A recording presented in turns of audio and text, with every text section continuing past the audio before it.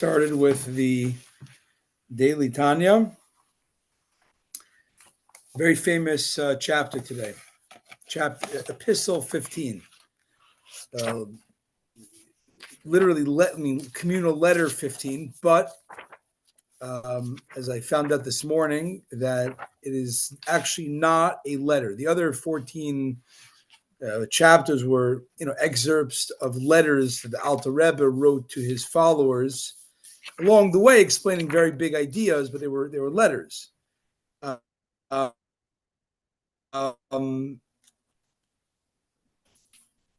This one is actually,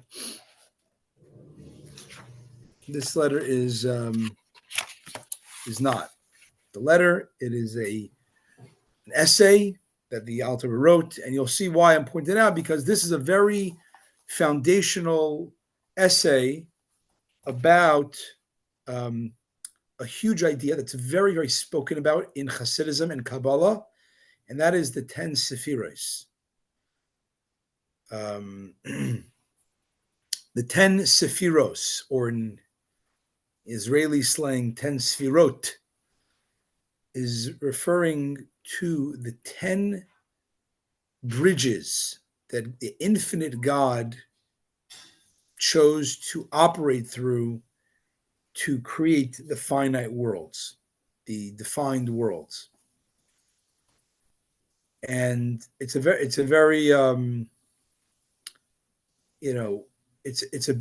was a very breakthrough concept that Kabbalah brought to the Jewish philosophy world, because until then there was a understanding that there's the creator and there's the creation, and never shall the twain meet, because it's different.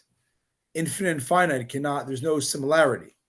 Oh, well, I just want to interrupt for 30 seconds. Sure.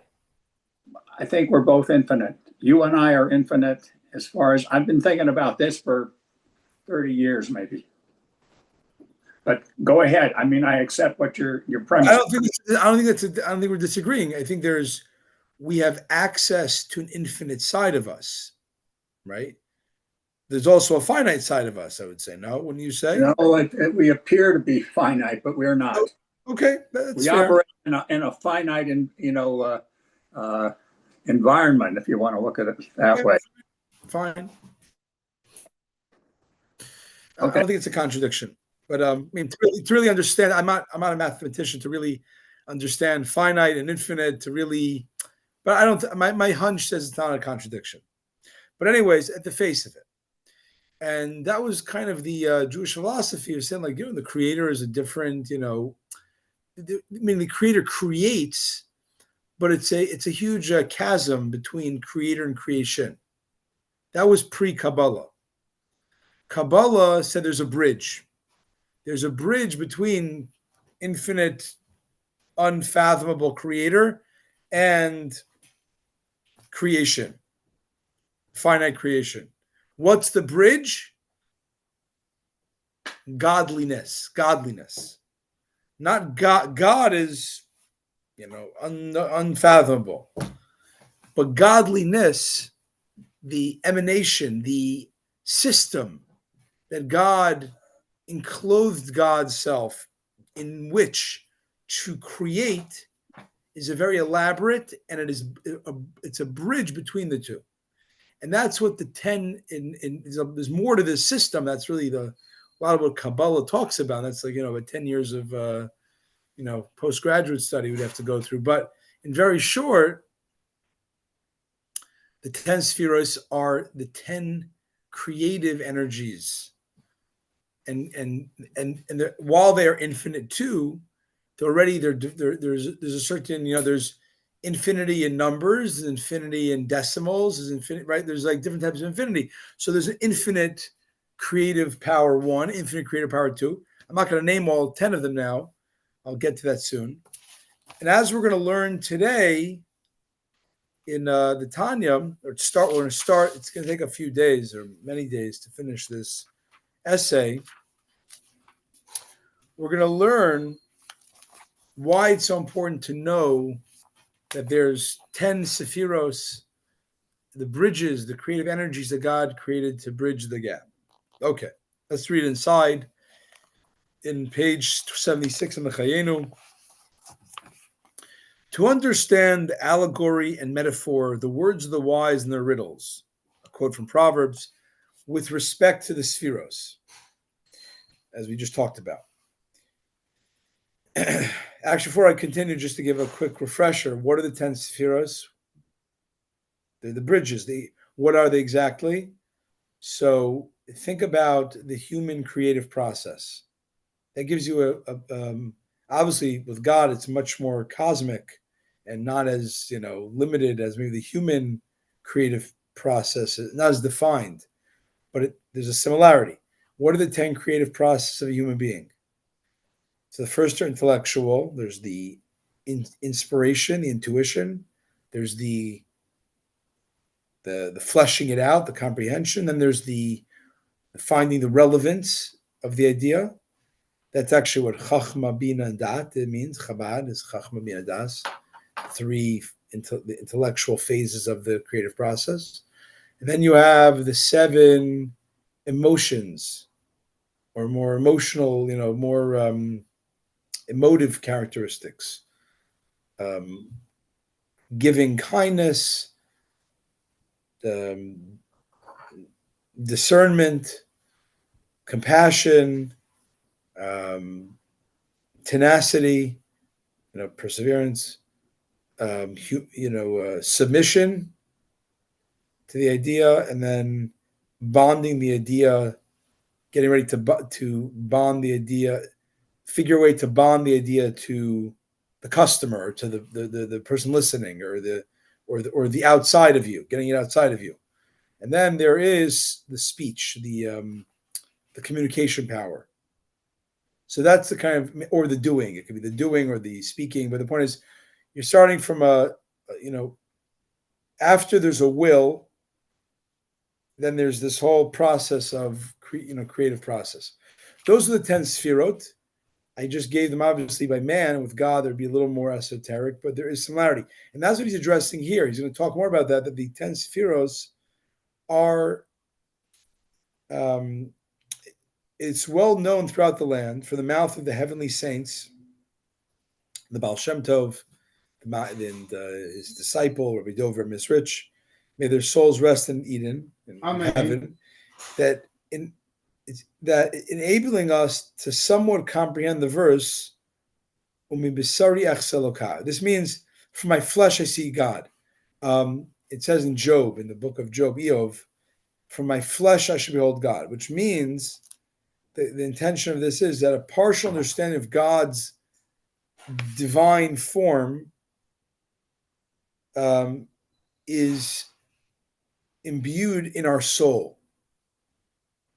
So when we look at our soul, we'll know a little bit. We can relate to our soul. We can relate to our inner world psychologically. And through that, then we can go and extract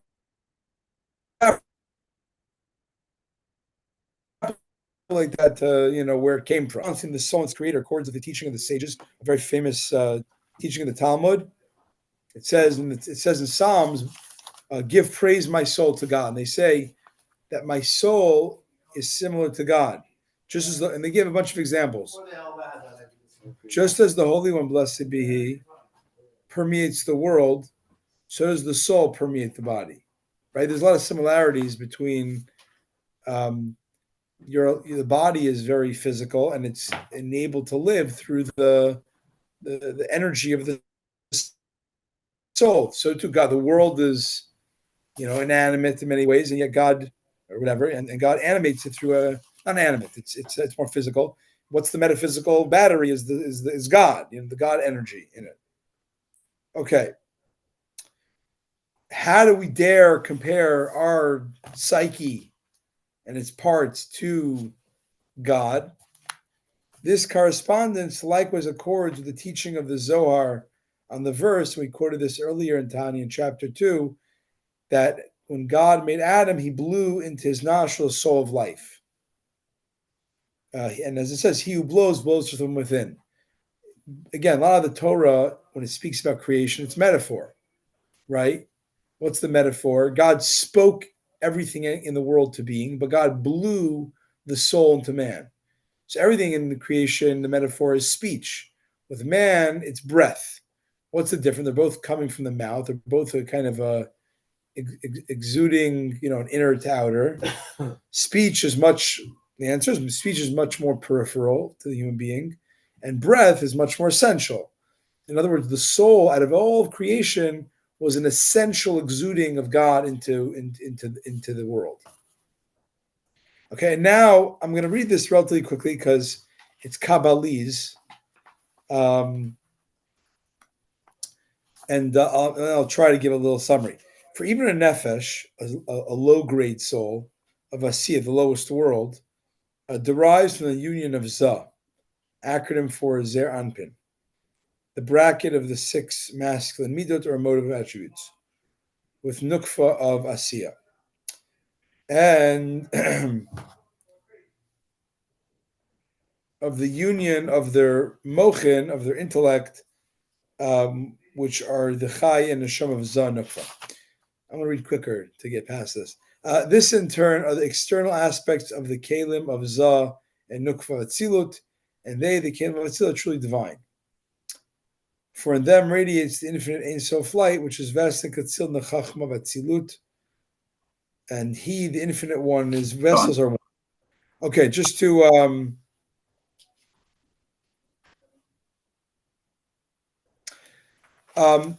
summarize, because it's a little complicated, and there are many worlds that are, when God created, it wasn't just God created this physical world. There's many worlds of various shades of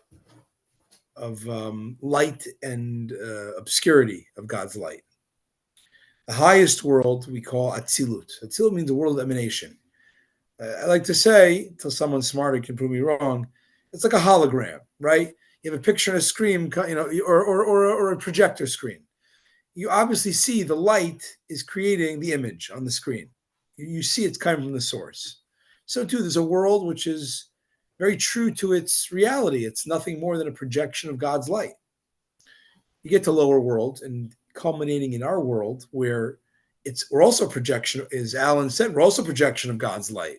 Except here, you don't get to see that, right? There's such a obscure filter that you don't get to see that your every existence and breath you take, and everything in life is pulsating with divine flow. But you don't see that. That's this world. Physical means the world. The world means concealment. Okay. He points out, just like in worlds you have various levels, so too in souls. There are souls that come from that are much more directly rooted in the higher worlds, and these are what we call the souls of tzaddikim. They come down and they're literally otherworldly, because their soul, while it's in a body and they're born to man and woman and they eat and drink like all of us, but their soul is really a window to a reality that is it's very God centric. It's very God conscious. Okay. Most souls go through the system and come through lower levels. They don't get to, like slides and ladders, the game, the kids game, like, shoots and ladders. Shoots and ladders, right? Slides and ladders. Point is, you skip levels, you get a ladder, you go up, the slide, you go down. So you have the higher souls, they kind of just like, they're rare, they're plunked from the higher light energy source, and they're plunked into a body, and they're tzaddikim, they're righteous, they're saints. The rest of us, we come from various levels of the lower worlds, meaning ultimately it's rooted in a higher world, but it goes from a gestation of sorts to create that soul in the spiritual realms from a lower level, meaning a more obscure level. But he says, regardless of where you're coming from, if your soul's like directly rooted, it's more sublime, less sublime, it's less, filtered, it's more filtered. It's all the same divinity of the 10 Sephiros.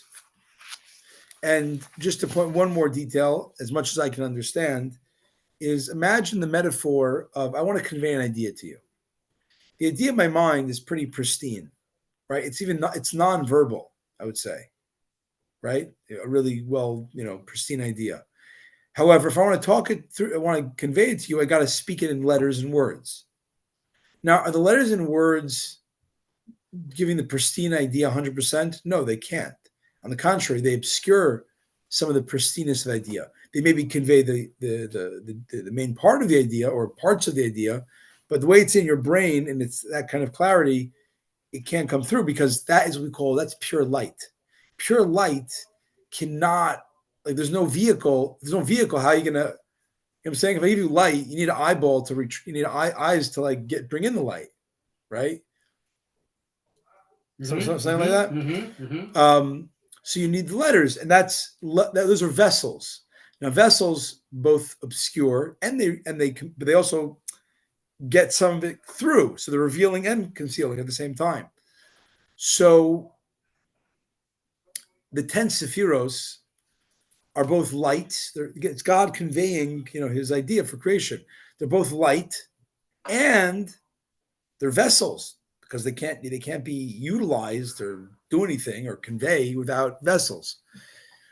So all he's saying is, regardless of where you come from, the pure light, the middle light, the vessel, the more obscure vessel, it's all part of the same system of 10 sephiros. In them radiates in those 10 sephiros. Literally, spheros means spheres, by the way, just to explain.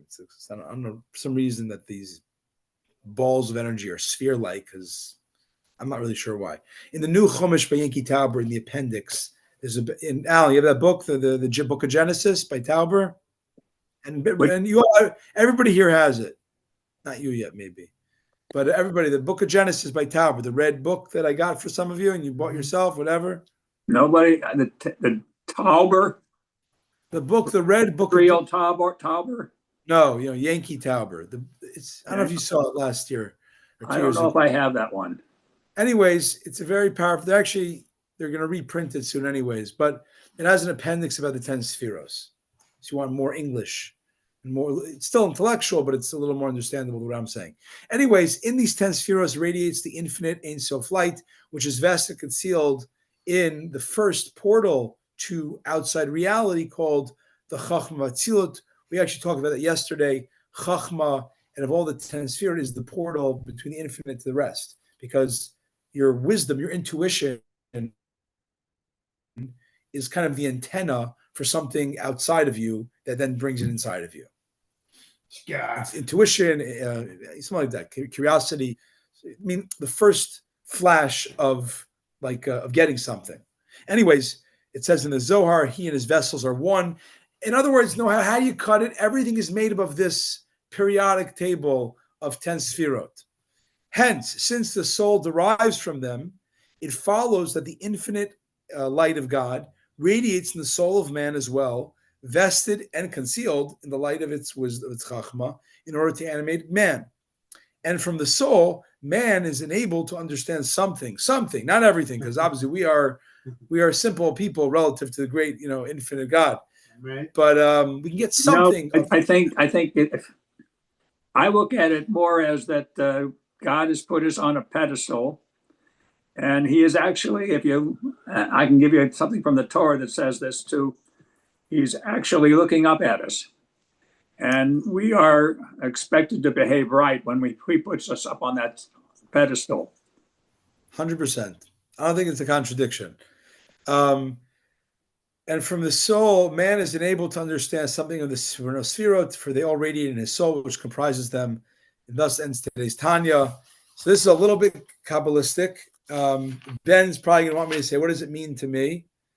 Is that if I'm preempting his, what's the bottom line here? What do we take away from this Kabbalese?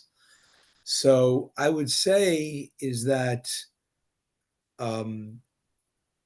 Hasidism in general, as a historical movement, was about, we're going to take Kabbalah and we're going to make it practical into everyday life. That was the point of Kabbalah. Existed for hundreds of years, and it was a studied science, a studied area before Hasidism was revealed in the 1700s, probably predated by 500-600 years. However, Kabbalah was always an academic. Sometimes it was practical to something, but mostly it was more academic. It was definitely not something that the simple water carrier, the simple shtetl person could apply into life. The Baal Shem Tov came, the Hasidic founder, and he awakened the Jewish heart. Right? He says that in every Jew, in this, even the simplest Jew, you see such wonderful divine attributes.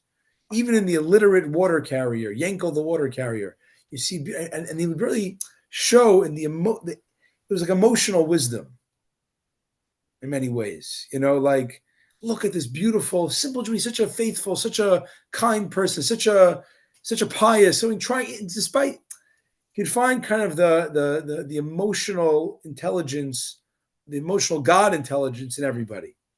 Wow. Came the Alter Rebbe, came Mishnah Zalman of Liadi, and he said, and he took a lot of heat for this from his own colleagues, other Hasidic masters. And he says, we have to make a parallel system called thoughtful, brain Hasidism, not just heart Hasidism. You have to understand the concepts of this. But what do you mean? How could the simple water carrier understand the Kabbalah? That's for like the scholars. They can live it. They can be the emotional kind of depiction of these deep spiritual ideas. But to say they're going to understand it, the guys they can barely read the prayers, maybe, you're going to give them a whole doctrine he says, there's no choice. You have to make it understandable because why? What has staying power? Ideas have staying power. Emotions are dependent on external circumstances. To have an external response, to convey emotions to a child, right? You find today, many people want their kids to love being Jewish like they love being Jewish. In many ways, right? Like I loved, going to Jewish camp. I want you to love going to Jewish camp, and I love my Jewish friends. I want my kid to love Jewish friends, right? The challenge of trying to convey emotions to past yourself is that it's very dependent on a lot of external stimuli and setting, right? If you've never been to a baseball game, can I convey a love of baseball to you? I can't. I mean, I can say, love baseball. I don't love baseball. I don't know what it is. But if I explain the idea of baseball, then even if you've never been there, you can comprehend it on your level and take it in. So the Alter Rebbe in general, the whole Chabad Hasidism says, I know it's crazy, and I know I'm asking. We already did a lot. We tried to. They had a whole renaissance of Jewish emotional life thanks to his forebears.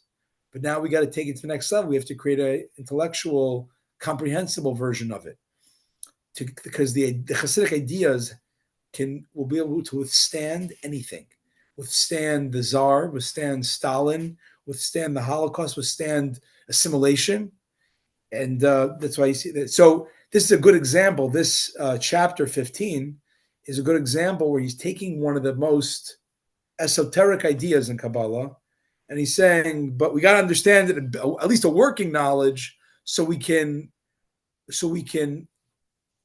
package the divinity in our way, and that's what we're trying to do. So it's a little more esoteric, but you got to stretch your brain. You got to study Torah. You got to study Hasidism, and there's many good books. There's many good translations and commentaries like I'm using, but.